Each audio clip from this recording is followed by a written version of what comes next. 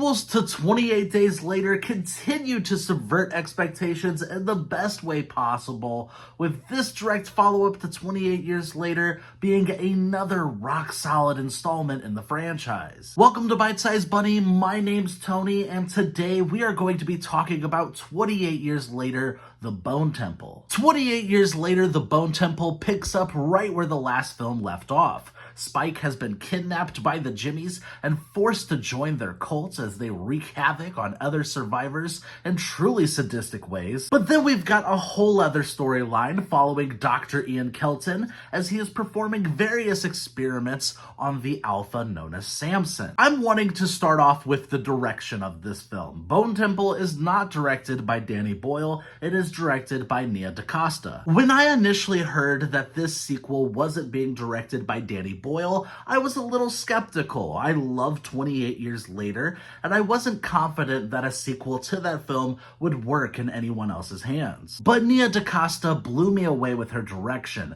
This sequel feels significantly more subdued and sinister than its previous installment. And it has some truly horrific scenes that feature some of the most brutal and uncomfortable sequences we've gotten in this franchise so far. But not only does she handle the horror elements remarkably well, but the quieter, more heartfelt moments are just as well done. Similar to the previous film, we've got two storylines here. Except unlike 28 Years Later, where the first half of the film felt like one story and then the second half felt like a completely different one, 28 Years Later, The Bone Temple consistently intertwines these two narratives together, so you're bouncing back and forth between them throughout the entire film. One story is centered around the Jimmies, more specifically Jimmy Crystal, played exquisitely by Jack O'Connell. Jack O'Connell's performance in this film is extremely intense, and the way he goes about bringing this completely unhinged character to life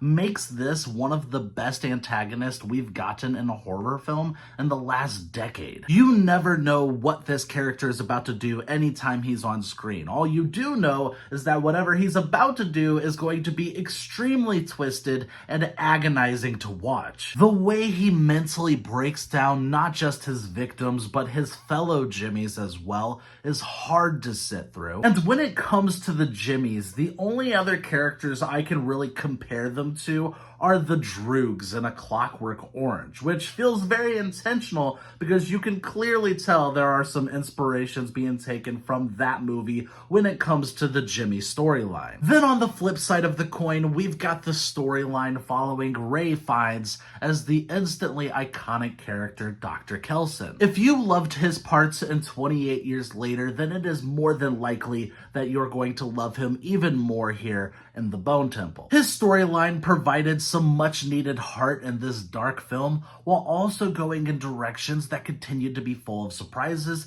and keep you on your toes. Throughout the film, these two storylines are interwoven between each other, and for the most part, I think it works well. But there are a few instances where the two storylines feel like they're at war with each other, because you will go from having a really dark, twisted scene take place with the Jimmies, and then suddenly it will jump over to Dr. Kelson's story, where it does feel like such a night and day difference, tonally speaking. Making some of those transitions between specific story beats feel pretty jarring, which was an issue I had with the first film as well. Whenever I watched 28 Years Later for the first time, and it does make that hard pivot in the second half of the story, it did take me some time to get adjusted to where things were heading. But I've also grown to love 28 Years Later more and more since it initially released, and I've got a sneaking suspicion I'm gonna end up feeling the same way with Bone Temple as the year goes on. This also very much so feels like a bridge movie in a trilogy.